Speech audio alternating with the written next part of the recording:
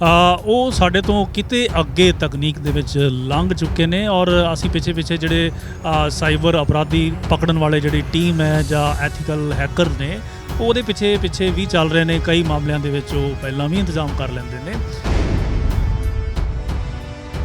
ਜੇ ਤੁਸੀਂ ਈਮੇਲ ਦਾ ਆਪਦਾ ਖਾਤਾ ਬਣਾਉਣਾ ਹੈ ਤਾਂ ਸਾਨੂੰ ਬਿਲਕੁਲ ਨੌਲੇਜ ਨਹੀਂ ਹੁੰਦੀ। ਮੋਬਾਈਲ ਸਾਡੇ ਹੱਥ ਵਿੱਚ, ਅਸੀਂ ਕਿਸੇ ਨੂੰ ਕਹਿ ਦਿੰਦੇ ਹਾਂ ਵੀ ਮੇਰਾ ਅਕਾਊਂਟ ਬਣਾ ਦੇ, ਪਰ ਸਾਨੂੰ ਕੁਛ ਵੀ ਸਾਵਧਾਨੀ ਨਹੀਂ ਹੁੰਦੀ ਕਿ ਉਹਦਾ ਜਿਹੜਾ ਪਾਸਵਰਡ ਹੈ ਉਹਨੂੰ ਕਿਵੇਂ ਸੁਰੱਖਿਅਤ ਰੱਖਣਾ ਹੈ, ਪਾਸਵਰਡ ਬਦਲਣਾ ਹੈ ਕਿ ਨਹੀਂ ਬਦਲਣਾ। ਕਈ ਲੋਕ ਤਾਂ ਆਪਣੇ ਕੰਪਿਊਟਰ ਦੇ ਉੱਤੇ ਵਿੰਡੋ ਦਾ ਪਾਸਵਰਡ ਇੱਕ ਸਲਿੱਪ ਦੇ ਉੱਤੇ ਲਿਖ ਕੇ ਬਾਹਰ ਹੀ ਲਗਾਇਆ ਹੁੰਦਾ ਹੈ। ਐਸਾ ਪਾਸਵਰਡ ਰੱਖਣ ਦਾ ਕੋਈ ਫਾਇਦਾ ਨਹੀਂ। ਇਸੇ ਤਰ੍ਹਾਂ ਜੇ ਤੁਸੀਂ ATM ਬੂਥ ਦੇ ਵਿੱਚ ਪੈਸੇ ਕਢਵਾਉਣ ਦੇ ਲਈ ਜਾਂਦੇ ਹੋ ਤਾਂ ਉੱਥੇ ਬਹੁਤ ਹੀ ਸਾਵਧਾਨੀ ਰੱਖਣ ਦੀ ਲੋੜ ਹੈ। ਜੇ ਤਾਂ ਕੋਈ ਐਸਾ ਇਲਾਕਾ ਹੈ ਜਿਹੜਾ ਬੜਾ ਸੁਰੱਖਿਅਤ ਹੈ ਤਾਂ ਕੋਈ ਚਿੰਤਾ ਦੀ ਲੋੜ ਨਹੀਂ ਤਾਂ ਕਿਸੇ ਬਾਹਰ ਤੁਸੀਂ ਚਲੇ ਗਏ ਜਿੱਥੇ ਅਚਾਨਕ ਤੁਹਾਨੂੰ ਲੋੜ ਪੈ ਗਈ ਕਿਸੇ ATM ਦੇ ਜਾਣ ਦੀ, ਤਾਂ ਉੱਥੇ ਅਪਰਾਧੀਆਂ ਨੇ ਇੱਕ ਐਸੀ ਮਸ਼ੀਨ ਬਣਾ ਲਈ ਹੈ ਜਿਹੜੀ ਜਿੱਥੇ ਤੁਸੀਂ ਕਾਰਡ ਨੂੰ ਸਵੈਪ ਕਰਦੇ ਹੋ ਉਸ ਖਾਂਚੇ ਦੇ ਵਿੱਚ ਫਿੱਟ ਹੋ ਜਾਂਦੀ ਹੈ। ਉਹਨੂੰ ਅਸੀਂ ਸਕੀਪਰ ਕਹਿੰਦੇ ਹਾਂ। ਦੂਸਰੀ ਗੱਲ ਇਹ ਹੈ ਕਿ ਸਾਡੇ ਕੋਲ ਬਹੁਤ ਸਾਰੇ ਮੈਸੇਜ ਧੜਾ ਮੈਸੇਜ ਐਸੇ ਆ ਰਹੇ ਨੇ ਜਿਹੜੇ ਸਾਨੂੰ ਗੁੰਮਰਾਹ ਕਰਨ ਵਾਲੇ, ਸਾਨੂੰ ਲਾਲਚ ਦੇ ਵਿੱਚ ਪਾ ਕੇ ਸਾਡਾ ਹੀ ਨੁਕਸਾਨ ਕਰਨ ਵਾਲੇ। ਮਸਲਨ ਕੋਈ ਈਮੇਲ ਤੁਹਾਨੂੰ ਆਈ ਤਾਂ ਉਹਦੇ ਵਿੱਚ ਤੁਹਾਨੂੰ ਲਿਖਿਆ ਹੋਇਆ ਕਿ ਤੁਹਾਨੂੰ ਬਹੁਤ ਵੱਡੀ ਲਾਟਰੀ ਨਿਕਲ ਗਈ। ਤੁਸੀਂ ਫਟਾਫਟ ਉਹਦੇ ਐਡਰੈਸ ਦੇ ਉੱਤੇ ਤੁਸੀਂ ਫ਼ੋਨ ਕਰਦੇ ਹੋ ਔਰ ਲਾਟਰੀ ਦੇ ਲਈ ਜਿਹੜਾ ਹੈ ਤੁਸੀਂ ਆਪਣਾ ਜਿਹੜਾ ਹੈ ਡਾਕੂਮੈਂਟ ਦੇਣ ਨੂੰ ਤਿਆਰ ਹੋ ਜਾਂਦੇ ਹੋ।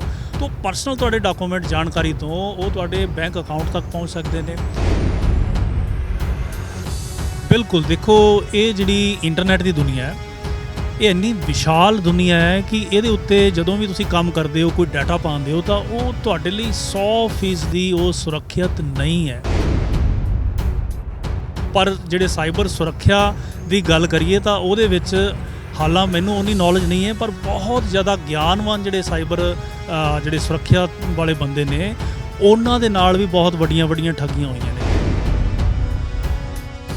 ਕਿਉਂਕਿ ਜਦੋਂ ਅਸੀਂ ਫ੍ਰੀ ਵਾਲੇ ਕਰੈਕ ਵਾਲੇ ਸੌਫਟਵੇਅਰ ਵਰਤਦੇ ਹਾਂ ਤਾਂ ਬਹੁਤ ਹੱਦ ਤੱਕ ਅਸੀਂ ਖੁਦ ਸਾਈਬਰ ਅਪਰਾਧੀਆਂ ਨੂੰ ਸੱਦਾ ਦੇ ਰਹੇ ਹੁੰਦੇ ਹਾਂ। ਦੂਜੀ ਗੱਲ ਇਹ ਕਿ ਐਂਟੀ ਵਾਇਰਸ ਵੀ ਉਹਦੇ ਵਿੱਚ ਰੱਖੋ, ਫ੍ਰੀ ਵਾਲਾ ਨਹੀਂ, ਖਰੀਦਿਆ ਹੋਇਆ ਬੇਸ਼ੱਕ ਸਸਤਾ ਐਂਟੀ ਵਾਇਰਸ ਤੁਸੀਂ ਲੈ ਲਓ, ਉਹਨੂੰ ਅਪਡੇਟ ਵੀ ਕਰਦੇ ਰਹੋ ਅਤੇ ਖਰੀਦ ਕੇ ਵਰਤੋ।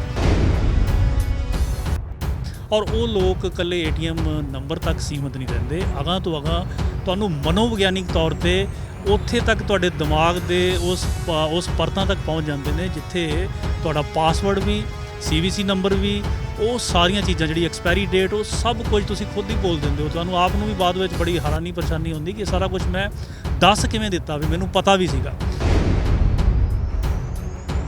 ਪਰ ਕੰਪਲੇਂਟ ਕਰਨਾ ਕੋਈ ਹੱਲ ਨਹੀਂ ਹੈ। ਮੈਂ ਪਹਿਲਾਂ ਵੀ ਦੱਸਿਆ ਹੈ ਕਿਉਂਕਿ ਕੇਸ ਹੀ ਇੰਨੇ ਜ਼ਿਆਦਾ ਅਪਰਾਧਾਂ ਦੇ, ਸਾਈਬਰ ਜਿਹੜੇ ਕ੍ਰਾਈਮ ਦੇ ਇੰਨੇ ਜ਼ਿਆਦਾ ਆ ਰਹੇ ਨੇ ਕਿ ਪੁਲਿਸ ਵੱਲੋਂ ਉਹਨਾਂ ਨੂੰ ਟਰੈਕ ਕਰਨਾ ਉਹ ਅਸੰਭਵ ਹੈ।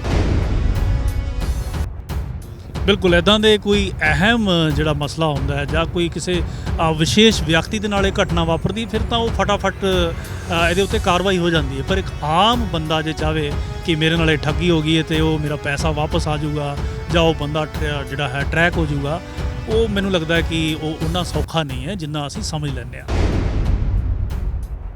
ਅੱਜ ਅਸੀਂ ਇੱਕ ਅਹਿਮ ਮੁੱਦਾ ਲੈ ਕੇ ਆਏ ਹਾਂ ਅਤੇ ਇੱਕ ਅਜਿਹੇ ਸ਼ਖਸ ਦੇ ਨਾਲ ਤੁਹਾਨੂੰ ਮਿਲਵਾਉਣ ਜਾ ਰਹੇ ਹਾਂ ਜਿਹੜੇ ਇਸ ਮੁੱਦੇ ਦੇ ਉੱਤੇ ਤੁਹਾਨੂੰ ਵਿਸਥਾਰ ਦੇ ਨਾਲ ਜਾਗਰੂਕ ਕਰਨਗੇ। ਕਿਉਂਕਿ ਛੋਟੀ ਜਿਹੀ ਦੁਨੀਆ, ਇਸ ਦੁਨੀਆ ਦੇ ਵਿੱਚ ਹਰ ਕੋਈ ਤੇਜ਼ੀ ਦੇ ਨਾਲ ਪੈਸਾ ਕਮਾਉਣਾ ਚਾਹੁੰਦਾ, ਜਿਸ ਕਰਕੇ ਕਈ ਆਮ ਲੋਕ ਠੱਗੀ ਦਾ ਸ਼ਿਕਾਰ ਹੋ ਜਾਂਦੇ ਨੇ। ਅਜਿਹੇ ਠੱਗਾਂ ਤੋਂ ਬਚਣ ਦੇ ਲਈ ਕੀ ਕੁਝ ਕਰਨਾ ਚਾਹੀਦਾ, ਕਿਸ ਤਰ੍ਹਾਂ ਇਹਨਾਂ ਦਾ ਸਾਹਮਣਾ ਕਰਨਾ ਚਾਹੀਦਾ, ਕਿਹੜੀਆਂ ਸਾਈਟਾਂ ਤੋਂ ਇਹ ਠੱਗੀ ਹੁੰਦੀ ਆ, ਸਾਰੀ ਗੱਲਬਾਤ ਵਿਸਥਾਰ ਦੇ ਨਾਲ ਕਰਾਂਗੇ। ਸਾਡੇ ਨਾਲ ਮੌਜੂਦ ਨੇ ਡਾਕਟਰ CP ਕੰਬੋਜ। ਡਾਕਟਰ ਸਾਹਿਬ, ਸਭ ਤੋਂ ਪਹਿਲਾਂ ਸਵਾਗਤ ਹੈ ਜੀ। ਡਾਕ TV ਦੇਖ ਰਹੇ ਸਾਰੇ ਦਰਸ਼ਕਾਂ ਨੂੰ ਮੇਰੇ ਵੱਲੋਂ ਸਤਿ ਸ੍ਰੀ ਅਕਾਲ। ਬਹੁਤ ਵਧੀਆ ਵਿਸ਼ਾ ਜਿਹੜਾ ਸਾਈਬਰ ਦੀ ਦੁਨੀਆ ਦਾ ਤੁਸੀਂ ਚੁਣਿਆ। ਤੋ ਸਾਈਬਰ ਦੀ ਦੁਨੀਆ ਦੇ ਵਿੱਚ ਹਰ ਬੰਦਾ ਉਤਾਵਲਾ ਹੈ ਕਿ ਮੈਂ ਇਹਦੇ ਵਿੱਚ ਵੱਧ ਤੋਂ ਵੱਧ ਮੋਬਾਈਲ ਦੇ ਉੱਤੇ, ਕੰਪਿਊਟਰ ਦੇ ਉੱਤੇ ਕੰਮ ਕਰਾਂ। ਪਰ ਦੋਸਤੋ, ਜਿਹੜੇ ਅਪਰਾਧ ਨੇ ਉਹਨਾਂ ਦੀ ਜਿਹੜੀ ਤਕਨੀਕ ਹੈ, ਉਹਨਾਂ ਦੇ ਤੌਰ ਤਰੀਕੇ ਨੇ ਬਿਲਕੁਲ ਬਦਲ ਚੁੱਕੇ ਨੇ। ਹੁਣ ਦੇ ਅਪਰਾਧ ਤਲਵਾਰ ਦੀ ਧਾਰ 'ਤੇ ਨਹੀਂ, ਨਾ ਹੀ ਬੰਦੂਕ ਦੀ ਨੋਕ 'ਤੇ ਨੇ, ਸਗੋਂ ਇੱਕ ਮਾਊਸ ਦੇ ਕਲਿੱਕ ਰਾਹੀਂ ਇੱਕ ਕਮਰੇ ਦੇ ਵਿੱਚ ਬੈਠਾ ਬੰਦਾ ਵੱਡੇ ਡਿਜੀਟਲ ਹੋ ਗਿਆ, ਜਿੱਥੇ ਇਸ ਦਾ ਫਾਇਦਾ ਤੇ ਉੱਥੇ ਨੁਕਸਾਨ ਵੀ ਹੋ ਰਿਹਾ। ਕੋਈ ਵੀ ਸਾਇੰਸ ਦੀ ਕਾਢ ਹੈ ਤਾਂ ਉਹਦੇ ਦੋ ਪਹਿਲੂ ਹੁੰਦੇ ਨੇ। ਅਸੀਂ ਫਾਇਦੇ ਲੈਂਦੇ ਹਾਂ, ਫਾਇਦੇ ਵਾਸਤੇ ਬਣਦੀ ਚੀਜ਼, ਪਰ ਉਹਦਾ ਲੋਕ ਦੂਜਾ ਜਿਹੜਾ ਹੈ ਨੁਕਸਾਨ ਵਾਲਾ ਪੱਖ ਉਹ ਲੱਭ ਲੈਂਦੇ ਨੇ।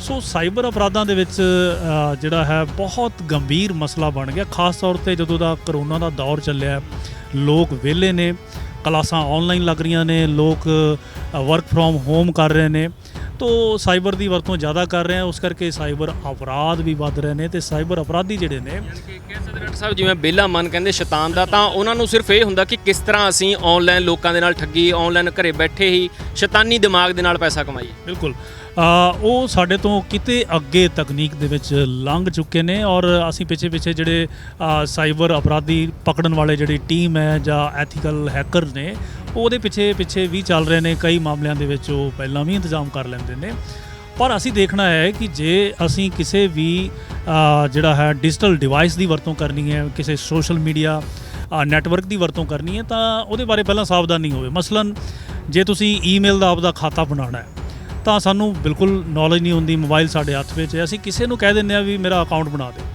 ਪਰ ਸਾਨੂੰ ਕੁਝ ਵੀ ਸਾਵਧਾਨੀ ਨਹੀਂ ਹੁੰਦੀ ਕਿ ਉਹਦਾ ਜਿਹੜਾ ਪਾਸਵਰਡ ਹੈ ਉਹਨੂੰ ਕਿਵੇਂ ਸੁਰੱਖਿਅਤ ਰੱਖਣਾ ਹੈ, ਪਾਸਵਰਡ ਬਦਲਣਾ ਹੈ ਕਿ ਨਹੀਂ ਬਦਲਣਾ, ਉਹਨੂੰ ਗੁੰਝਲਦਾਰ ਰੱਖਣਾ ਹੈ ਕਿ ਨਹੀਂ ਰੱਖਣਾ।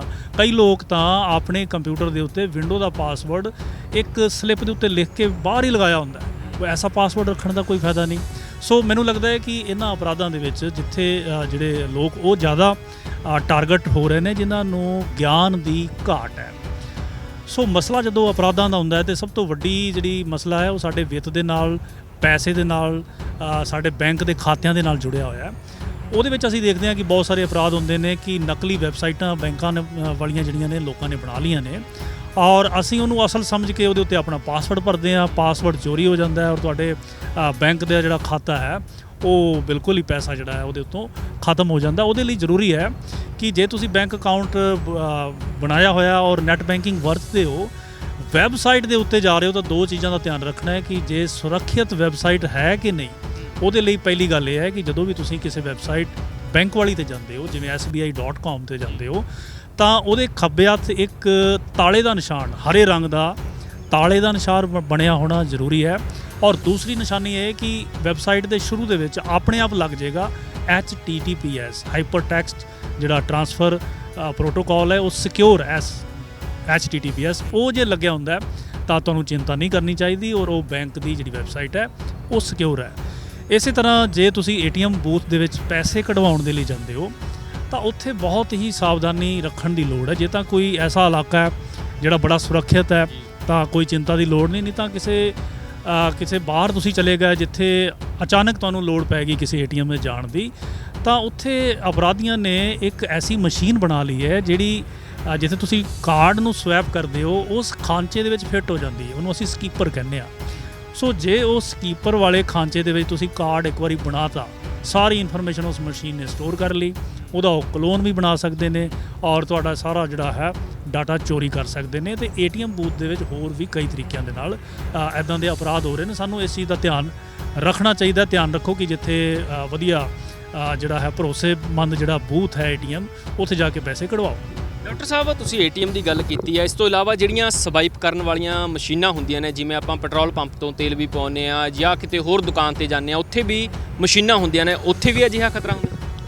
ਹਾਂ, ਖਤਰਾ ਉੱਥੇ ਹੋ ਸਕਦਾ ਹੈ, ਪਰ ਜਿਹੜੀਆਂ ATM ਮਸ਼ੀਨਾਂ ਕਿਉਂਕਿ ਇੱਕ ਪਬਲਿਕ ਉਹ ਪਲੇਸ ਹੈ, ਉੱਥੇ ਜ਼ਿਆਦਾ ਖਤਰਾ ਹੈ ਔਰ ਉੱਥੇ ਬਹੁਤ ਸਾਰੇ ਕੇਸ ਸਾਹਮਣੇ ਆਏ ਵੀ ਨੇ। ਦੂਸਰੀ ਗੱਲ ਇਹ ਹੈ ਕਿ ਸਾਡੇ ਕੋਲ ਬਹੁਤ ਸਾਰੇ ਮੈਸੇਜ, ਧੜਾ ਧੜ ਮੈਸੇਜ ਐਸੇ ਆ ਰਹੇ ਨੇ ਜਿਹੜੇ ਸਾਨੂੰ ਗੁੰਮਰਾਹ ਕਰਨ ਵਾਲੇ, ਸਾਨੂੰ ਲਾਲਚ ਦੇ ਵਿੱਚ ਪਾ ਕੇ ਸਾਡਾ ਹੀ ਨੁਕਸਾਨ ਕਰਨ ਵਾਲੇ। ਉਹਦੇ ਵਿੱਚ ਬਹੁਤ ਸਾਰੀਆਂ ਈਮੇਲ ਸਾਨੂੰ ਆ ਰਹੀਆਂ ਨੇ, ਬਹੁਤ ਸਾਰੇ ਮੈਸੇਜ ਆ ਰਹੇ ਨੇ, WhatsApp ਦੇ ਉੱਤੇ ਮੈਸੇਜ ਆ ਰਹੇ ਨੇ, Facebook ਦੇ ਉੱਤੇ ਕਈ ਐਡਵਰਟਾਈਜ਼ਮੈਂਟ ਆ ਰਹੀਆਂ ਨੇ। ਤਾਂ ਉਹਨਾਂ ਦੇ ਪਿੱਛੇ ਕਿਤੇ ਨਾ ਕਿਤੇ ਜਿਹੜਾ ਅਪਰਾਧੀ ਮਨ, ਜਿਹੜਾ ਸ਼ੈਤਾਨ ਮਨ ਹੈ, ਉਹ ਕੰਮ ਕਰ ਰਿਹਾ ਹੁੰਦਾ ਹੈ। ਮਸਲਨ ਕੋਈ ਈਮੇਲ ਤੁਹਾਨੂੰ ਆਈ ਤਾਂ ਉਹਦੇ ਵਿੱਚ ਤੁਹਾਨੂੰ ਲਿਖਿਆ ਹੋਇਆ ਕਿ ਤੁਹਾਨੂੰ ਬਹੁਤ ਵੱਡੀ ਲਾਟਰੀ ਨਿਕਲ ਗਈ, ਤੁਸੀਂ ਫਟਾਫਟ ਉਹਦੇ ਐਡਰੈਸ ਦੇ ਉੱਤੇ ਤੁਸੀਂ ਫੋਨ ਕਰਦੇ ਹੋ ਔਰ ਲਾਟਰੀ ਦੇ ਲਈ ਜਿਹੜਾ ਹੈ ਤੁਸੀਂ ਆਪਣਾ ਜਿਹੜਾ ਹੈ ਡਾਕੂਮੈਂਟ ਦੇਣ ਨੂੰ ਤਿਆਰ ਹੋ ਜਾਂਦੇ ਹੋ। ਤਾਂ ਪਰਸਨਲ ਤੁਹਾਡੇ ਡਾਕੂਮੈਂਟ ਜਾਣਕਾਰੀ ਤੋਂ ਉਹ ਤੁਹਾਡੇ ਬੈਂਕ ਅਕਾਊਂਟ ਤੱਕ ਪਹੁੰਚ ਸਕਦੇ ਨੇ, ਤੁਹਾਡਾ ਆਪਣਾ ਪੈਸਾ ਜਾ ਸਕਦਾ। ਤੁਸੀਂ ਅਮੀਰ ਬਣਨ ਦੀ ਥਾਂ 'ਤੇ ਜੋ ਕੁਝ ਪੱਲੇ ਸੀ ਉਹ ਤੁਹਾਡਾ ਖਤਮ ਹੋ ਸਕਦਾ। ਹਮੇਸ਼ਾ ਯਾਦ ਰੱਖੋ ਕਿ ਅੱਜ ਦੇ ਇਸ ਕਲਯੁਗ ਦੇ ਵਿੱਚ ਮੈਂ ਕਹਾਂਗਾ ਕਿ ਤੁਹਾਨੂੰ ਮਿਹਨਤ ਤੋਂ ਬਿਨਾਂ ਘਰ ਬੈਠੇ ਕੌਣ ਪੈਸੇ ਦੇ ਸਕਦਾ ਹੈ। ਤੁਹਾਡੀ ਮਿਹਨਤ ਦੀ ਕਮਾਈ, ਤੁਹਾਡੇ ਖੂਨ ਪਸੀਨੇ ਦੀ ਕਮਾਈ ਤੁਹਾਨੂੰ ਮਿਲ ਜਾਏ ਤਾਂ ਬਹੁਤ ਵੱਡੀ ਗੱਲ ਹੈ। ਸੋ ਇਸ ਚੀਜ਼ ਤੋਂ ਬਚਣਾ ਹੈ। ਡਾਕਟਰ ਸਾਹਿਬ, ਤੁਸੀਂ ਇੰਨੀ ਮਹਾਰਤ ਹਾਸਲ ਕੀਤੀ ਆ, ਤੁਸੀਂ ਲੋਕਾਂ ਨੂੰ ਜਾਗਰੂਕ ਕਰਦੇ ਆ, ਕਦੇ ਤੁਹਾਡੇ ਨਾਲ ਵੀ ਕੋਈ ਅਜਿਹਾ ਵਾਕਿਆ ਵਰਤਿਆ? ਬਿਲਕੁਲ, ਦੇਖੋ ਇਹ ਜਿਹੜੀ ਇੰਟਰਨੈਟ ਦੀ ਦੁਨੀਆ ਹੈ, ਇਹ ਇੰਨੀ ਵਿਸ਼ਾਲ ਦੁਨੀਆ ਹੈ ਕਿ ਇਹਦੇ ਉੱਤੇ ਜਦੋਂ ਵੀ ਤੁਸੀਂ ਕੰਮ ਕਰਦੇ ਹੋ, ਕੋਈ ਡਾਟਾ ਪਾਉਂਦੇ ਹੋ, ਤਾਂ ਉਹ ਤੁਹਾਡੇ ਲਈ 100% ਦੀ ਉਹ ਸੁਰੱਖਿਅਤ ਨਹੀਂ ਹੈ। ਵੱਡੇ ਵੱਡੇ ਮਾਹਿਰਾਂ ਲਈ, ਮੈਂ ਤਾਂ ਬਹੁਤ ਉਸ ਲੈਵਲ ਤੇ ਹਾਂ ਕਿਉਂਕਿ ਪੰਜਾਬੀ ਕੰਪਿਊਟਿੰਗ ਦੀ ਮੇਰੀ ਮੁਹਾਰਤ ਹੈ, ਪਰ ਜਿਹੜੇ ਸਾਈਬਰ ਸੁਰੱਖਿਆ ਦੀ ਗੱਲ ਕਰੀਏ ਤਾਂ ਉਹਦੇ ਵਿੱਚ ਹਾਲਾਂ ਮੈਨੂੰ ਉਨੀ ਨੌਲੇਜ ਨਹੀਂ ਹੈ, ਪਰ ਬਹੁਤ ਜ਼ਿਆਦਾ ਗਿਆਨਵਾਨ ਜਿਹੜੇ ਸਾਈਬਰ ਜਿਹੜੇ ਸੁਰੱਖਿਆ ਵਾਲੇ ਬੰਦੇ ਨੇ, ਉਹਨਾਂ ਦੇ ਨਾਲ ਵੀ ਬਹੁਤ ਵੱਡੀਆਂ ਵੱਡੀਆਂ ਠੱਗੀਆਂ ਹੋਈਆਂ ਨੇ। ਜਿਵੇਂ ਤੁਸੀਂ ਸਵਾਲ ਕੀਤਾ, 2 ਕੁ ਮਹੀਨੇ ਪਹਿਲਾਂ ਮੇਰਾ ਵੀ ਘਰ ਵਾਲਾ ਕੰਪਿਊਟਰ ਜਿਹੜਾ ਹੈ ਉਹ ਹੈਕ ਹੋ ਗਿਆ ਸੀ, ਔਰ ਬਾਹਰਲੇ ਵਿਦੇਸ਼ਾਂ ਦੀ ਧਰਤੀ ਤੋਂ ਕਿਸੇ ਹੈਕਰ ਨੇ ਉਹਨੂੰ ਇਸ ਤਰੀਕੇ ਦੇ ਨਾਲ ਫਾਈਲਾਂ ਨੂੰ ਇਨਕਰਪਟ ਕਰ ਦਿੱਤਾ ਕਿ ਮੇਰੇ ਕੰਪਿਊਟਰ ਦੀਆਂ ਦੋਨੇ ਹਾਰਡ ਡਿਸਕਾਂ ਜਿਹੜੀਆਂ ਨੇ ਉਹ ਨਕਾਰਾ ਹੋ ਗਈਆਂ, ਔਰ ਪੂਰੀ ਜ਼ਿੰਦਗੀ ਦਾ ਜਿਹੜਾ ਆਪਣੀ ਜਾਨ ਤੋਂ ਵੀ ਪਿਆਰਾ ਡਾਟਾ ਜਿਹਨੂੰ ਆਪਾਂ ਸਮਝਦੇ ਹਾਂ ਉਹ ਸਾਰਾ ਇਨਕਰਪਟ ਹੋ ਗਿਆ। ਔਰ ਉਹਦੇ ਲਈ ਛੋਟੀ ਜਿਹੀ ਗਲਤੀ ਮੈਂ ਜਿਹੜੀ ਕੀਤੀ ਉਹ ਦਰਸ਼ਕਾਂ ਨੂੰ ਦੱਸਣਾ ਚਾਹਾਂਗਾ ਕਿ ਤੁਸੀਂ ਨਾ ਕਰਿਓ ਜੀ। ਹਾਲਾਂਕਿ ਉਸ ਤੋਂ ਬਾਅਦ ਮੈਂ ਕਈ ਲੇਖ ਵੀ ਲਿਖੇ ਨੇ ਆਪਣੇ YouTube ਚੈਨਲ C-Tech ਪੰਜਾਬੀ ਦੇ ਉੱਤੇ, ਵੀਡੀਓਜ਼ ਪਾ ਕੇ ਵੀ ਦੱਸਿਆ ਹੈ ਕਿ ਕਿਹੜੀਆਂ ਗਲਤੀਆਂ ਨਹੀਂ ਕਰਨੀਆਂ ਚਾਹੀਦੀਆਂ। ਉਹਦੇ ਵਿੱਚ ਇਹ ਹੈ ਕਿ ਇੱਕ ਤਾਂ ਵਿੰਡੋਜ਼ ਜਿਹੜਾ ਆਪਰੇਟਿੰਗ ਸਿਸਟਮ ਆਪਾਂ ਵਰਤਦੇ ਹਾਂ, ਕੋਸ਼ਿਸ਼ ਕਰੋ ਕਿ ਉਹ ਖਰੀਦਿਆ ਹੋਇਆ ਹੋਵੇ, ਕਿਉਂਕਿ ਜਦੋਂ ਅਸੀਂ ਫ੍ਰੀ ਵਾਲੇ ਕਰੈਕ ਵਾਲੇ ਸੌਫਟਵੇਅਰ ਵਰਤਦੇ ਹਾਂ ਤੇ ਬਹੁਤ ਹੱਦ ਤੱਕ ਅਸੀਂ ਖੁਦ ਸਾਈਬਰ ਅਪਰਾਧੀਆਂ ਨੂੰ ਸੱਦਾ ਦੇ ਰਹੇ ਹੁੰਦੇ ਹਾਂ। ਦੂਜੀ ਗੱਲ ਇਹ ਕਿ ਐਂਟੀ ਵਾਇਰਸ ਵੀ ਉਹਦੇ ਵਿੱਚ ਰੱਖੋ, ਫ੍ਰੀ ਵਾਲਾ ਨਹੀਂ, ਖਰੀਦਿਆ ਹੋਇਆ। ਬੇਸ਼ੱਕ ਸਸਤਾ ਐਂਟੀ ਵਾਇਰਸ ਤੁਸੀਂ ਲੈ ਲਓ, ਉਹਨੂੰ ਅਪਡੇਟ ਵੀ ਕਰਦੇ ਰਹੋ ਤੇ ਖਰੀਦ ਕੇ ਵਰਤੋ। ਮੇਰੇ ਨਾਲ ਵੀ ਇਵੇਂ ਹੋਇਆ ਕਿ 2 ਕੁ ਦਿਨ ਸਿਰਫ ਐਂਟੀ ਵਾਇਰਸ ਜਿਹੜਾ ਉਹ ਐਕਸਪਾਇਰ ਹੋ ਗਿਆ। ਮੈਂ ਖਰੀਦ ਕੇ ਵੀ ਰੱਖਿਆ ਹੋਇਆ ਸੀ ਵੀ ਮੈਂ ਨਾਲ ਦੀ ਨਾਲ ਉਹਨੂੰ ਨਵੇਂ ਨੂੰ ਚੜ੍ਹਾ ਦਾਂਗਾ, ਪਰ ਉਹ 2 ਕੁ ਦਿਨ ਕਿਤੇ ਅਵੇਸਲਾ ਹੋ ਗਿਆ। ਉਹਨਾਂ 2 ਦਿਨਾਂ ਦੇ ਵਿੱਚ ਹੀ ਸਾਈਬਰ ਅਟੈਕ ਹੋਇਆ ਔਰ ਪੂਰੀ ਦੀ ਪੂਰੀ ਹਾਰਡ ਡਿਸਕ ਜਿਹੜਾ ਉਹਦਾ ਡਾਟਾ ਚੁਰਾ ਲਿਆ। ਹਫ਼ਤੇ ਕੁ ਬਾਅਦ ਕੀ ਹੋਇਆ ਕਿ YouTube ਚੈਨਲ ਵੀ ਮੇਰਾ ਹੈਕ ਹੋ ਗਿਆ। ਪਰ ਪੰਜਾਬੀ ਪਿਆਰਿਆਂ ਨੇ ਟਵਿੱਟਰ ਦੇ ਉੱਤੇ ਟਵੀਟ ਦੀ ਜਿਹੜੀ ਇੱਕ ਐਸੀ ਜੰਗ ਚਲਾਈ, ਔਰ ਜਿਹੜਾ ਹੈ YouTube ਨੂੰ, Google ਨੂੰ ਉਹ ਚੈਨਲ ਜਿਹੜਾ ਹੈ ਉਹ ਵਾਪਸ ਹਟਾਉਣਾ ਪਿਆ। ਪਰ ਹਰੇਕ ਸਥਿਤੀ ਦੇ ਵਿੱਚ ਚੈਨਲ ਜਿਹੜਾ ਵਾਪਸ ਨਹੀਂ ਆਉਂਦਾ। ਇਸ ਕਰਕੇ ਇਹਨਾਂ ਚੀਜ਼ਾਂ ਦਾ ਧਿਆਨ ਸਾਨੂੰ ਖੁਦ ਰੱਖਣਾ ਪਊਗਾ। ਜਿੰਨੀ ਚਿਰ ਤਕਨੀਕੀ ਗਿਆਨ ਸਾਨੂੰ ਨਹੀਂ ਹੋਏਗਾ, ਅਸੀਂ ਇਹਨਾਂ ਚੀਜ਼ਾਂ ਤੋਂ ਬਚ ਨਹੀਂ ਸਕਾਂਗੇ। ਡਾਕਟਰ ਸਾਹਿਬ, ਅੱਜ ਕੱਲ੍ਹ ਫੋਨ ਕਾਲਸ ਆਉਂਦੀਆਂ ਨੇ, ਮੈਸੇਜ ਆਉਂਦੇ ਨੇ, ਜਿਵੇਂ ਤੁਸੀਂ ਪਹਿਲਾਂ ਵੀ ਜ਼ਿਕਰ ਕੀਤਾ ਕਿ ਤੁਹਾਡੀ ਲਾਟਰੀ ਨਿਕਲ ਗਈ। ਉਸ ਦੌਰਾਨ ਕਈ ਵਾਰੀ ਕਾਲ ਆਉਂਦੀ ਆ, ਮੈਨੂੰ ਖੁਦ ਨੂੰ ਵੀ ਕਾਲ ਆਉਂਦੀ ਆ ਕਿ ਤੁਹਾਡਾ ਪਿਨ ਕੋਡ ਤੁਸੀਂ ਦੱਸ ਦਿਓ ਜੀ, ਕਿੰਨਾ ਤੁਹਾਡਾ ATM ਕਾਰਡ ਦੱਸ ਦਿਓ। ਕਈ ਹੁੰਦੇ ਨੇ ਜਿਹੜੇ ਭੋਲੇ ਬੰਦੇ ਹੁੰਦੇ ਨੇ, ਇਹਨਾਂ ਨੂੰ ਬਜ਼ੁਰਗਾਂ ਨੂੰ ਪਤਾ ਵੀ ਨਹੀਂ ਹੁੰਦਾ, ਉਹ ਇੱਕ ਆਪਣਾ ਨੰਬਰ ਦੱਸਦੇ ਨੇ, ATM ਕਾਰਡ ਦਾ ਨੰਬਰ। ਉਸ ਦੇ ਨਾਲ ਕਿੰਨਾ ਕੁ ਜਿਹੜਾ ਆ ਫਾਇਦਾ ਹੋ ਸਕਦਾ ਦੂਜਿਆਂ ਨੂੰ, ਜਿਹੜਾ ਠੱਗੀ ਮਾਰਨ ਦੇ ਸ਼ਿਕਾਰ ਹੁੰਦੇ ਨੇ, ਠੱਗੀ ਵੱਜ ਸਕਦੀ ਆ ਜਾਂ ਨਹੀਂ ਵੱਜ ਸਕਦੀ, ਉਸ ਨੂੰ ਕਿਸ ਤਰ੍ਹਾਂ ਰੋਕਿਆ ਜਾ ਸਕੇ ਕਿ ਇੱਕ ਆਪਾਂ ATM ਕਾਰਡ ਦਾ ਨੰਬਰ ਦੇ ਦਈਏ ਤਾਂ ਆਪਣੇ ਨਾਲ ਠੱਗੀ ਹੋ ਸਕਦੀ ਆ? ਬਿਲਕੁਲ, ਇਹ ਜਿਹੜਾ ਵਰਤਾਰਾ ਤੁਸੀਂ ਦੱਸ ਰਹੇ ਹੋ ਨਾ ਕਿ ਫੋਨ ਕਾਲਸ ਆਉਂਦੀਆਂ ਨੇ, ਔਰ ਇਹੋ ਜਿਹੇ ਲੋਕ ਫੋਨ ਕਾਲਸ ਕਰਦੇ ਨੇ ਕਿ ਤੁਹਾਨੂੰ ਲੱਗਦਾ ਹੀ ਨਹੀਂ ਕਿ ਇਹ ਬੰਦਾ ਕੋਈ ਠੱਗੀ ਕਰ ਸਕਦਾ। ਉਹ ਆਪਣੇ ਆਪ ਨੂੰ ਦੱਸਦੇ ਨੇ ਕਿ ਮੈਂ ਉਸ ਬੈਂਕ ਦਾ ਮੁਲਾਜ਼ਮ ਬੋਲ ਰਿਹਾ, ਉਹਦਾ ਮੈਨੇਜਰ ਬੋਲ ਰਿਹਾ, ਜਾਂ ਕ੍ਰੈਡਿਟ ਕਾਰਡ ATM ਕਾਰਡ ਦਾ ਉਹਦਾ ਮੈਂ ਕੋਈ ਖਾਸ ਅਫਸਰ ਬੋਲ ਰਿਹਾ, ਤੇ ਫਿਰ ਤੁਹਾਨੂੰ ਇਸ ਤਰੀਕੇ ਨਾਲ ਭਰਮਾਉਂਦੇ ਨੇ ਕਿ ਤੁਹਾਡੀ ਫਲਾਣੀ ਸਕੀਮ ਸੀ ਉਹ ਅੱਜ ਹੀ ਬੰਦ ਹੋ ਜਾਏਗੀ, ਕੰਪਲੇਂਟ ਆਈ ਹੈ, ਜੇ ਤੁਸੀਂ ਹੁਣੇ ਆਹ ਨੰਬਰ ਨਹੀਂ ਦੱਸੋਗੇ ਤਾਂ ਤੁਹਾਡਾ ਅਸੀਂ ਬੰਦ ਕਰ ਦਾਂਗੇ। ਤਾਂ ਬੰਦਾ ਘਬਰਾ ਜਾਂਦਾ, ਡਰ ਜਾਂਦਾ ਹੈ ਕਿ ਮੇਰਾ ਨੁਕਸਾਨ ਨਾ ਹੋ ਜਾਵੇ, ਤਾਂ ਫਟਾਫਟ ATM ਕਾਰਡ ਚੱਕਦਾ ਤੇ ਉਹਦਾ ਨੰਬਰ ਪੜ੍ਹ ਕੇ ਦੱਸਣਾ ਸ਼ੁਰੂ ਕਰ ਦਿੰਦਾ। ਔਰ ਉਹ ਲੋਕ ਇਕੱਲੇ ATM ਨੰਬਰ ਤੱਕ ਸੀਮਤ ਨਹੀਂ ਰਹਿੰਦੇ, ਅਗਾਂਹ ਤੋਂ ਅਗਾਂਹ ਤੁਹਾਨੂੰ ਮਨੋਵਿਗਿਆਨਿਕ ਤੌਰ ਤੇ ਉੱਥੇ ਤੱਕ ਤੁਹਾਡੇ ਦਿਮਾਗ ਦੇ ਉਸ ਪਰਤਾਂ ਤੱਕ ਪਹੁੰਚ ਜਾਂਦੇ ਨੇ ਜਿੱਥੇ ਤੁਹਾਡਾ ਪਾਸਵਰਡ ਵੀ, CVC ਨੰਬਰ ਵੀ, ਉਹ ਸਾਰੀਆਂ ਚੀਜ਼ਾਂ, ਜਿਹੜੀ ਐਕਸਪਾਇਰੀ ਡੇਟ, ਉਹ ਸਭ ਕੁਝ ਤੁਸੀਂ ਖੁਦ ਹੀ ਬੋਲ ਦਿੰਦੇ ਹੋ। ਤੁਹਾਨੂੰ ਆਪ ਨੂੰ ਵੀ ਬਾਅਦ ਵਿੱਚ ਬੜੀ ਹੈਰਾਨੀ ਪਰੇਸ਼ਾਨੀ ਹੁੰਦੀ ਕਿ ਸਾਰਾ ਕੁਝ ਮੈਂ ਦੱਸ ਕਿਵੇਂ ਦਿੱਤਾ, ਵੀ ਮੈਨੂੰ ਪਤਾ ਵੀ ਸੀਗਾ। ਸੋ ਇਹ ਬਿਲਕੁਲ ਨਹੀਂ ਕਰਨਾ ਚਾਹੀਦਾ। 100% 100% ਦੀ ਇਹ ਠੱਗੀ ਹੁੰਦੀ ਹੈ। ਕਦੇ ਵੀ ਬੈਂਕ ਤੋਂ ਕੋਈ ਵੀ ਕਾਲ ਐਸੀ ਨਹੀਂ ਹੁੰਦੀ ਜਿਹਦੇ ਵਿੱਚ ਤੁਹਾਡੇ ਕੋਲੋਂ ਇਹ ਪਰਸਨਲ ਡਿਟੇਲ ਮੰਗੀ ਜਾਵੇ। ਜੇ ਕੋਈ ਡਿਟੇਲ ਮੰਗਦਾ ਉਹਦੀ ਰਿਪੋਰਟ ਪੁਲਿਸ ਨੂੰ ਕਰੋ। ਤੁਹਾਡੇ ਕੋਲ ਇੰਟਰਨੈਟ ਦੇ ਉੱਤੇ ਗੂਗਲ ਕਰਕੇ ਦੇਖੋ, ਸਾਈਬਰ ਪੁਲਿਸ ਥਾਣਾ ਮੋਹਾਲੀ ਦੇ ਵਿੱਚ ਹੈ। ਲੋਕਲ ਜਿੱਥੇ ਤੁਸੀਂ ਬੈਠੇ ਹੋ ਨੇੜੇ ਦੇ ਪੁਲਿਸ ਜਿਹੜਾ ਥਾਣਾ ਚੌਕੀ ਹੈ ਉੱਥੇ ਵੀ ਕੰਪਲੇਂਟ ਕਰ ਸਕਦੇ ਹੋ। ਪਰ ਕੰਪਲੇਂਟ ਕਰਨਾ ਕੋਈ ਹੱਲ ਨਹੀਂ ਹੈ, ਮੈਂ ਪਹਿਲਾਂ ਵੀ ਦੱਸਿਆ ਹੈ, ਕਿਉਂਕਿ ਕੇਸ ਹੀ ਇੰਨੇ ਜ਼ਿਆਦਾ ਅਪਰਾਧਾਂ ਦੇ, ਸਾਈਬਰ ਜਿਹੜੇ ਕ੍ਰਾਈਮ ਦੇ ਇੰਨੇ ਜ਼ਿਆਦਾ ਆ ਰਹੇ ਨੇ ਕਿ ਪੁਲਿਸ ਵੱਲੋਂ ਉਹਨਾਂ ਨੂੰ ਟਰੈਕ ਕਰਨਾ ਉਹ ਅਸੰਭਵ ਹੈ। ਕੁਝ ਖਾਸ ਕੇਸ ਜਿਹੜੇ ਬਹੁਤ ਸੀਰੀਅਸ ਹੁੰਦੇ ਨੇ ਉਹ ਉਹਨਾਂ ਨੂੰ ਟਰੈਕ ਕਰ ਪਾਉਂਦੇ ਨੇ, ਬਾਕੀ ਰਹਿ ਜਾਂਦੇ ਨੇ। ਜਿਵੇਂ ਇੱਕ ਵੱਡਾ ਕੇਸ ਆਇਆ ਸੀ ਇੱਥੇ, ਕੁਝ ਵੱਡੇ ਲੱਖਾਂ ਦੀ ਗਿਣਤੀ ਦੇ ਵਿੱਚ ਜਿਹੜੀ ਆ ਮਹਾਰਾਣੀ ਪ੍ਰਨੀਤ ਕੌਰ ਦਾ ਜਿਹੜਾ ਪੈਸਾ ਵੀ ਠੱਗੀ ਹੋਈ ਸੀ ਉਹਨਾਂ ਨਾਲ, ਉਹ ਰਾਤੋਂ ਰਾਤ ਜਿਹੜੇ ਨੇ ਇੱਕ ਅੱਧੇ ਦਿਨ ਦੇ ਬਾਅਦ ਹੀ ਉਹਨਾਂ ਨੇ ਟਰੈਕ ਕਰਕੇ ਫੜ ਲਿਆ। ਬਿਲਕੁਲ ਇੱਦਾਂ ਦੇ ਕੋਈ ਅਹਿਮ ਜਿਹੜਾ ਮਸਲਾ ਹੁੰਦਾ ਹੈ ਜਾਂ ਕੋਈ ਕਿਸੇ ਵਿਸ਼ੇਸ਼ ਵਿਅਕਤੀ ਦੇ ਨਾਲ ਇਹ ਘਟਨਾ ਵਾਪਰਦੀ, ਫਿਰ ਤਾਂ ਉਹ ਫਟਾਫਟ ਇਹਦੇ ਉੱਤੇ ਕਾਰਵਾਈ ਹੋ ਜਾਂਦੀ ਹੈ। ਪਰ ਇੱਕ ਆਮ ਬੰਦਾ ਜੇ ਚਾਹਵੇ ਕਿ ਮੇਰੇ ਨਾਲ ਇਹ ਠੱਗੀ ਹੋ ਗਈ ਹੈ ਤੇ ਉਹ ਮੇਰਾ ਪੈਸਾ ਵਾਪਸ ਆ ਜਾਊਗਾ ਜਾਂ ਉਹ ਬੰਦਾ ਜਿਹੜਾ ਹੈ ਟਰੈਕ ਹੋ ਜਾਊਗਾ, ਉਹ ਮੈਨੂੰ ਲੱਗਦਾ ਹੈ ਕਿ ਉਹ ਉਹਨਾਂ ਸੌਖਾ ਨਹੀਂ ਹੈ ਜਿੰਨਾ ਅਸੀਂ ਸਮਝ ਲੈਂਦੇ ਹਾਂ। ਡਾਕਟਰ ਸਾਹਿਬ, ਇੱਕ ਫੇਸਬੁੱਕ ਦੀ ਗੱਲ ਕੀਤੀ ਜਾਵੇ, ਸੋਸ਼ਲ ਮੀਡੀਆ ਦਾ ਜ਼ਮਾਨਾ ਅੱਜ ਕੱਲ੍ਹ ਹਰ ਕੋਈ ਯੂਜ਼ ਕਰ ਰਿਹਾ ਹੈਗਾ, ਸੋਸ਼ਲ ਜਿਹੜੀਆਂ ਸਾਈਟਾਂ ਨੇ, ਤੇ ਉਹਨਾਂ ਦੇ ਉੱਤੋਂ ਕਿਸ ਤਰ੍ਹਾਂ, ਜੇ ਆਪਾਂ ਕਈ ਵਾਰੀ ਫਰੈਂਡ ਵੀ ਬਣਾਉਂਦੇ ਹਾਂ, ਅਨਨੋਨ ਪਰਸਨ ਹੁੰਦਾ, ਉਹ ਵੀ ਕਿਸ ਤਰ੍ਹਾਂ ਕੋਈ ਠੱਗੀ ਕਰ ਸਕਦੇ ਨੇ, ਕਿਸ ਤਰ੍ਹਾਂ ਬਚਿਆ ਜਾ ਸਕਦਾ? ਦੇਖੋ, ਜਦੋਂ ਅਸੀਂ ਫੇਸਬੁੱਕ ਦੇ ਉੱਤੇ ਜਾਂਦੇ ਹਾਂ ਤਾਂ ਬਹੁਤ ਸਾਰੇ ਪ੍ਰੋਫਾਈਲ ਦੀਆਂ ਬਹੁਤ ਸਾਰੀਆਂ ਚੀਜ਼ਾਂ ਅਸੀਂ ਪਬਲਿਕ ਕੀਤੀਆਂ ਹੁੰਦੀਆਂ ਨੇ। ਲੜਕੀਆਂ ਨੂੰ ਖਾਸ ਤੌਰ ਤੇ ਮੈਂ ਸਲਾਹ ਦੇਵਾਂਗਾ ਕਿ ਇੱਕ ਤਾਂ ਉੱਥੇ ਜਾ ਕੇ ਬੜੀ ਸੰਜੀਦਗੀ ਦੇ ਨਾਲ ਦੇਖੋ ਕਿ ਕਿਹੜੀਆਂ ਪੋਸਟਾਂ ਦਿਖਾਣੀਆਂ ਨੇ, ਮੈਂ ਕੀ ਆਪਣੀ ਫੋਟੋਗ੍ਰਾਫ ਪਬਲਿਕਲੀ ਕਰਨੀ ਹੈ, ਪ੍ਰੋਫਾਈਲ ਕਰਨੀ ਹੈ ਕਿ ਨਹੀਂ। ਕਿਉਂਕਿ ਬਹੁਤ ਸਾਰੇ ਕੇਸ ਪ੍ਰੈਕਟੀਕਲੀ ਮੇਰੇ ਕੋਲ, ਜਿਵੇਂ ਪਿੱਛੇ ਜੇ ਆਇਆ ਕਿ ਕੋਈ ਲੜਕਾ ਬਾਹਰ ਦਾ ਸੀਗਾ ਤੇ ਲੜਕੀ ਦੀ ਇੱਥੇ ਅੰਗੇਜਮੈਂਟ ਕਰ ਦਿੱਤੀ ਉਹਨਾਂ ਨੇ, ਤੇ ਜਦੋਂ ਉਹ ਲੜਕਾ ਬਾਹਰ ਗਿਆ ਤੇ ਕੁਝ ਮਹੀਨਿਆਂ ਬਾਅਦ ਉਹਦਾ ਮਨ ਬਦਲ ਗਿਆ, ਤਾਂ ਜਦੋਂ ਇੱਥੇ ਉਹ ਇਕੱਠੇ ਰਹੇ, ਲੜਕੀ ਦੇ ਨਾਲ ਗੱਲਬਾਤ ਕੀਤੀ, ਲੜਕੀ ਕਿਤੇ ਪਾਸਵਰਡ ਜਿਹੜਾ ਹੈ ਫੇਸਬੁੱਕ ਦਾ ਉਹਨੂੰ ਦੇ ਬੈਠੀ ਸੀ, ਤਾਂ ਉਹ ਲੜਕਾ ਉਹਨੂੰ ਬਲੈਕਮੇਲ ਕਰਨ ਲੱਗ ਗਿਆ। ਪਾਸਵਰਡ ਉਹਨੇ ਬਦਲ ਲਿਆ, ਬਦਲਣ ਤੋਂ ਬਾਅਦ ਜੀਮੇਲ ਦਾ ਅਕਾਊਂਟ ਵੀ ਬਦਲ ਕੇ, 2 ਸਟੈਪ ਵੈਰੀਫਿਕੇਸ਼ਨ ਸਭ ਕੁਝ ਬਦਲ ਕੇ ਉਹਨੂੰ ਇਸ ਤਰੀਕੇ ਦੇ ਨਾਲ ਮਤਲਬ ਬਲੈਕਮੇਲ ਕਰ ਰਿਹਾ ਹੈ ਕਿ ਉਹਦੀਆਂ ਗਲਤ ਤਸਵੀਰਾਂ ਛਾਇਆ ਕਰ ਰਿਹਾ। ਉਹਦੇ ਜਿੰਨੇ ਵੀ ਫਰੈਂਡ ਲਿਸਟ ਦੇ ਵਿੱਚ ਦੋਸਤ ਸੀਗੇ ਉਹਨਾਂ ਸਾਰਿਆਂ ਤੱਕ ਜਾ ਰਹੀਆਂ ਨੇ, ਔਰ ਇੰਨੀ ਜ਼ਿਆਦਾ ਟੈਨਸ਼ਨ ਦੇ ਵਿੱਚ ਉਹ ਪੂਰਾ ਪਰਿਵਾਰ ਹੈ। ਸੋ ਇਸ ਤਰ੍ਹਾਂ ਦੀ ਸਥਿਤੀ ਦੇ ਵਿੱਚ ਅਸੀਂ ਨਾ ਫਸੀਏ, ਉਹਦੇ ਲਈ ਬਹੁਤ ਹੀ ਵਿਸ਼ਵਾਸ ਪਾਤਰ ਹੈ ਜਿਹੜਾ ਤੁਹਾਡਾ, ਉਹਦੇ ਨਾਲ ਹੀ ਪਾਸਵਰਡ ਸ਼ੇਅਰ ਕਰੋ, ਔਰ ਓਨੀ ਦੇਰ ਲਈ ਕਰੋ ਜਿੰਨੀ ਦੇਰ ਉਹਨੂੰ ਚਾਹੀਦਾ, ਉਸ ਤੋਂ ਬਾਅਦ ਪਾਸਵਰਡ ਆਪਣਾ ਬਦਲ ਲਓ। ਸੋ ਇਹ ਕੁਝ ਚੀਜ਼ਾਂ ਨੇ ਜਿਹੜੀਆਂ ਪ੍ਰੈਕਟੀਕਲੀ ਵਾਪਰ ਰਹੀਆਂ ਨੇ ਤੇ ਸਾਨੂੰ ਉਹਨਾਂ ਦਾ ਧਿਆਨ ਰੱਖਣਾ ਚਾਹੀਦਾ ਹੈ। ਜੇਕਰ ਕੋਈ ਕਿਸੇ ਨਾਲ ਘਟਨਾ ਵਾਪਰ ਜਾਂਦੀ ਹੈ ਅਜਿਹੀ, ਚਲੋ ਫਰਿਆਦ ਲੈ ਕੇ ਜਾਂਦਾ, ਕੀ ਲੱਗਦਾ ਪੁਲਿਸ ਜਿਹੜੀ ਆ, ਜਿਵੇਂ ਤੁਸੀਂ ਪਹਿਲਾਂ ਜ਼ਿਕਰ ਕੀਤਾ ਕਿ ਇੰਨੇ ਜਿਹੜੇ ਮਸਲੇ ਆਉਂਦੇ ਨੇ, ਕਿੰਨੀ ਕੁ ਸਪੋਰਟ ਕਰਦੀ ਹੈ? ਦੇਖੋ, ਪਹਿਲੀ ਗੱਲ ਤਾਂ ਇਹ ਹੈ ਕਿ FIR ਜਾਂ ਜਿਹੜੀ ਸ਼ਿਕਾਇਤ ਹੈ ਉਹ ਦਰਜ ਕਰਾਉਣੀ ਤਾਂ ਬਣਦੀ ਹੈ, ਤੇ ਉਸ ਤੋਂ ਬਾਅਦ ਮੈਂ ਜਿਵੇਂ ਗੱਲ ਕੀਤੀ ਹੈ ਕਿ ਬਹੁਤੇ ਕੇਸਾਂ ਦੇ ਵਿੱਚ ਸਾਡੇ ਹੱਥ ਪੱਲੇ ਕੁਝ ਨਹੀਂ ਪੈਂਦਾ। ਉਹਦੇ ਲਈ ਗੱਲ ਇਹ ਹੈ ਕਿ ਤੁਸੀਂ ਸਾਈਬਰ ਜਿਹੜਾ ਪੁਲਿਸ ਥਾਣਾ ਜਿਹੜਾ ਮੋਹਾਲੀ ਵਾਲਾ ਹੈ ਉੱਥੇ ਤੱਕ ਜ਼ਰੂਰ ਅਪਰੋਚ ਕਰੋ, ਤੇ ਫਿਰ ਸੰਬੰਧਿਤ ਜਿਹੜੀ ਕੰਪਨੀ ਹੈ, ਜੇ ਫੇਸਬੁੱਕ ਦੇ ਉੱਤੇ ਤੁਹਾਡੇ ਨਾਲ ਹੋਇਆ ਐਸਾ, ਤਾਂ ਉਹਦੇ ਵਿੱਚ ਸੈਟਿੰਗ ਦੇ ਵਿੱਚ ਜਾ ਕੇ ਉਹਨਾਂ ਨੇ ਇੱਕ ਤੁਹਾਨੂੰ ਆਪਸ਼ਨ ਦਿੱਤੀ ਹੋਈ ਹੈ ਸ਼ਿਕਾਇਤ ਪਾਉਣ ਦੀ, ਤਾਂ ਉੱਥੇ ਤੁਸੀਂ ਸ਼ਿਕਾਇਤ ਦਰਜ ਕਰਾ ਸਕਦੇ ਹੋ ਕਿ ਉੱਥੇ ਬਕਾਇਦਾ ਪਹਿਲਾਂ ਤੋਂ ਹੀ ਆਪਸ਼ਨ ਦਿੱਤੀਆਂ ਹੁੰਦੀਆਂ ਨੇ, ਉਹਦੇ ਉੱਤੇ ਜ਼ਰੂਰ ਕਾਰਵਾਈ ਹੁੰਦੀ ਹੈ। ਉਹ ਜਿਹੜਾ ਲਿੰਕ ਜਿੱਥੋਂ ਸੋਰਸ ਆਇਆ ਉੱਥੇ ਤੱਕ ਉਹਦੀ ਛਾਣਬੀਣ ਉਹ ਕਰਦੇ ਨੇ। ਪਰ ਇਹਨਾਂ ਦਿਨਾਂ 'ਚ ਜਿਹੜਾ ਕਿ ਕਰੋਨਾ ਦਾ ਟਾਈਮ ਚੱਲ ਰਿਹਾ ਹੈ, ਹਰ ਵੱਡੀਆਂ ਕੰਪਨੀਆਂ ਦੇ ਵਿੱਚ ਸਟਾਫ ਦੀ ਵੀ ਕਮੀ ਹੈ, ਥੋੜ੍ਹਾ ਸਟਾਫ ਬੁਲਾਇਆ ਜਾਂਦਾ ਹੈ।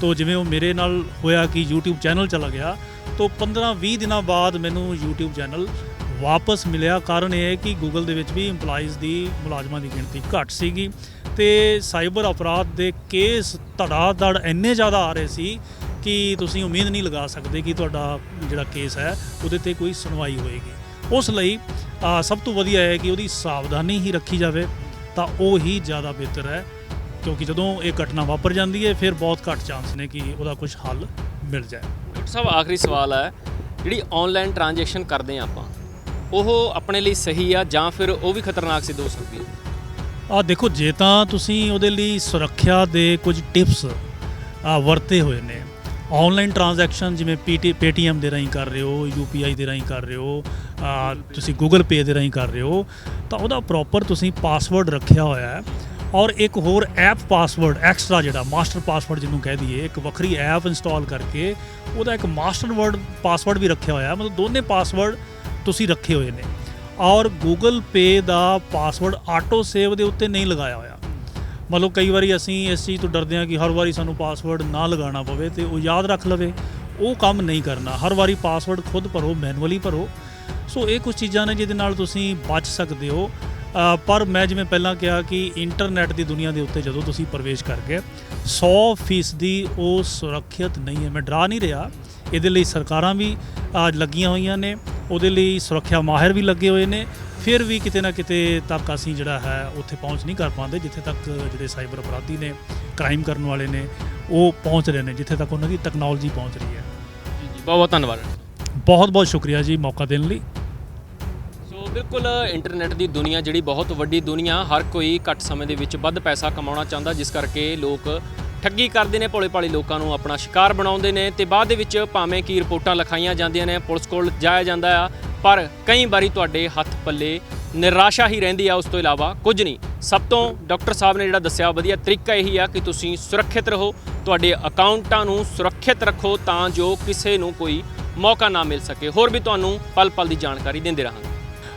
ਉਹ ਸਾਡੇ ਤੋਂ ਕਿਤੇ ਅੱਗੇ ਤਕਨੀਕ ਦੇ ਵਿੱਚ ਲੰਘ ਚੁੱਕੇ ਨੇ ਔਰ ਅਸੀਂ ਪਿੱਛੇ ਜਿਹੜੇ ਸਾਈਬਰ ਅਪਰਾਧੀ ਪਕੜਨ ਵਾਲੇ ਜਿਹੜੀ ਟੀਮ ਹੈ ਜਾਂ ਐਥੀਕਲ ਹੈਕਰ ਨੇ, ਉਹਦੇ ਪਿੱਛੇ ਵੀ ਚੱਲ ਰਹੇ ਨੇ। ਕਈ ਮਾਮਲਿਆਂ ਦੇ ਵਿੱਚ ਉਹ ਪਹਿਲਾਂ ਵੀ ਇੰਤਜ਼ਾਮ ਕਰ ਲੈਂਦੇ ਨੇ।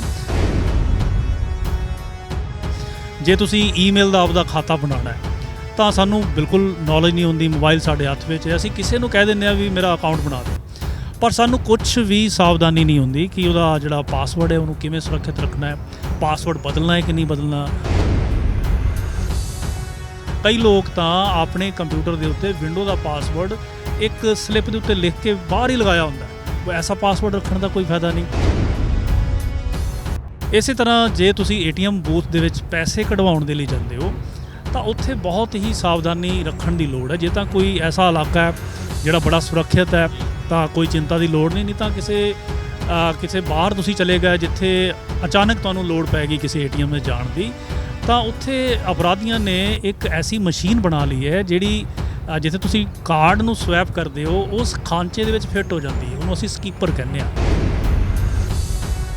ਦੂਸਰੀ ਗੱਲ ਇਹ ਹੈ ਕਿ ਸਾਡੇ ਕੋਲ ਬਹੁਤ ਸਾਰੇ ਮੈਸੇਜ ਧੜਾ ਧੜ ਮੈਸੇਜ ਐਸੇ ਆ ਰਹੇ ਨੇ ਜਿਹੜੇ ਸਾਨੂੰ ਗੁੰਮਰਾਹ ਕਰਨ ਵਾਲੇ, ਸਾਨੂੰ ਲਾਲਚ ਦੇ ਵਿੱਚ ਪਾ ਕੇ ਸਾਡਾ ਹੀ ਨੁਕਸਾਨ ਕਰਨ ਵਾਲੇ। ਮਸਲਨ ਕੋਈ ਈਮੇਲ ਤੁਹਾਨੂੰ ਆਈ ਤਾਂ ਉਹਦੇ ਵਿੱਚ ਤੁਹਾਨੂੰ ਲਿਖਿਆ ਹੋਇਆ ਕਿ ਤੁਹਾਨੂੰ ਬਹੁਤ ਵੱਡੀ ਲਾਟਰੀ ਨਿਕਲ ਗਈ, ਤੁਸੀਂ ਫਟਾਫਟ ਉਹਦੇ ਐਡਰੈਸ ਦੇ ਉੱਤੇ ਤੁਸੀਂ ਫੋਨ ਕਰਦੇ ਹੋ ਔਰ ਲਾਟਰੀ ਦੇ ਲਈ ਜਿਹੜਾ ਹੈ ਤੁਸੀਂ ਆਪਣਾ ਜਿਹੜਾ ਹੈ ਡਾਕੂਮੈਂਟ ਦੇਣ ਨੂੰ ਤਿਆਰ ਹੋ ਜਾਂਦੇ ਹੋ। ਤਾਂ ਪਰਸਨਲ ਤੁਹਾਡੇ ਡਾਕੂਮੈਂਟ ਜਾਣਕਾਰੀ ਤੋਂ ਉਹ ਤੁਹਾਡੇ ਬੈਂਕ ਅਕਾਊਂਟ ਤੱਕ ਪਹੁੰਚ ਸਕਦੇ ਨੇ। ਬਿਲਕੁਲ ਦੇਖੋ, ਇਹ ਜਿਹੜੀ ਇੰਟਰਨੈਟ ਦੀ ਦੁਨੀਆ ਹੈ ਇਹ ਇੰਨੀ ਵਿਸ਼ਾਲ ਦੁਨੀਆ ਹੈ ਕਿ ਇਹਦੇ ਉੱਤੇ ਜਦੋਂ ਵੀ ਤੁਸੀਂ ਕੰਮ ਕਰਦੇ ਹੋ, ਕੋਈ ਡਾਟਾ ਪਾਉਂਦੇ ਹੋ ਤਾਂ ਉਹ ਤੁਹਾਡੇ ਲਈ 100% ਉਹ ਸੁਰੱਖਿਅਤ ਨਹੀਂ ਹੈ। ਪਰ ਜਿਹੜੇ ਸਾਈਬਰ ਸੁਰੱਖਿਆ ਦੀ ਗੱਲ ਕਰੀਏ ਤਾਂ ਉਹਦੇ ਵਿੱਚ ਹਾਲਾਂ ਮੈਨੂੰ ਉਨੀ ਨੌਲੇਜ ਨਹੀਂ ਹੈ, ਪਰ ਬਹੁਤ ਜ਼ਿਆਦਾ ਗਿਆਨਵਾਨ ਜਿਹੜੇ ਸਾਈਬਰ ਜਿਹੜੇ ਸੁਰੱਖਿਆ ਵਾਲੇ ਬੰਦੇ ਨੇ ਉਹਨਾਂ ਦੇ ਨਾਲ ਵੀ ਬਹੁਤ ਵੱਡੀਆਂ ਠੱਗੀਆਂ ਹੋਈਆਂ ਨੇ। ਕਿਉਂਕਿ ਜਦੋਂ ਅਸੀਂ ਫ੍ਰੀ ਵਾਲੇ ਕਰੈਕ ਵਾਲੇ ਸੌਫਟਵੇਅਰ ਵਰਤਦੇ ਹਾਂ ਤੇ ਬਹੁਤ ਹੱਦ ਤੱਕ ਅਸੀਂ ਖੁਦ ਸਾਈਬਰ ਅਪਰਾਧੀਆਂ ਨੂੰ ਸੱਦਾ ਦੇ ਰਹੇ ਹੁੰਦੇ ਹਾਂ। ਦੂਜੀ ਗੱਲ ਇਹ ਕਿ ਐਂਟੀ ਵਾਇਰਸ ਵੀ ਉਹਦੇ ਵਿੱਚ ਰੱਖੋ, ਫ੍ਰੀ ਵਾਲਾ ਨਹੀਂ, ਖਰੀਦਿਆ ਹੋਇਆ ਬੇਸ਼ੱਕ ਸਸਤਾ ਐਂਟੀ ਵਾਇਰਸ ਤੁਸੀਂ ਲੈ ਲਓ, ਉਹਨੂੰ ਅਪਡੇਟ ਵੀ ਕਰਦੇ ਰਹੋ ਤੇ ਖਰੀਦ ਕੇ ਵਰਤੋ।